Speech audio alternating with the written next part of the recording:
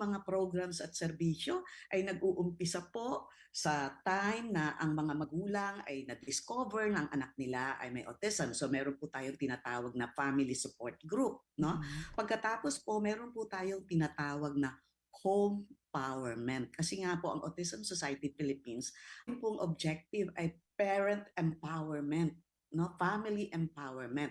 So sa home empowerment po, yung pong mga pamilya na hindi ma-afford dahil napakamahal po ng ating mga therapy. Iba ho kasi kailangan ng kung hindi man araw-araw, linggo-linggong therapy. So ang ginagawa po natin sa home empowerment, yung pong mga magulang ang tinuturuan ng mga therapist para magawa po nila yung therapy sa bahay sa sarili nilang anak.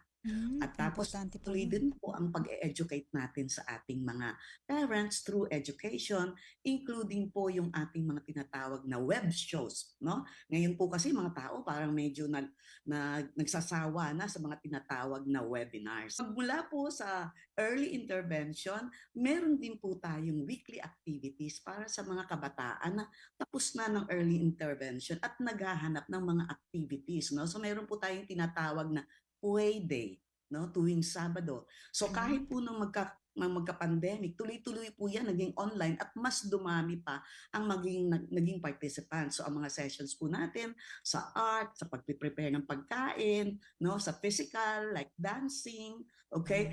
At nung pong tayo ay magbalik na, inumpisahan po din natin yung tinatawag naming Odd Venture, AU for Autism. Odd Ventures kung saan ang ating mga kasamahang nasa autism spectrum, lalo na yung mga bata, ay na-expose sa iba-ibang lugar para rin po yung mga namamalakad ng mga ganitong lugar, the museum, the zoos, no, the airlines, ay ma-expose din para kung paano nila tamang accommodate yung needs ng ating mga anak nasa spectrum.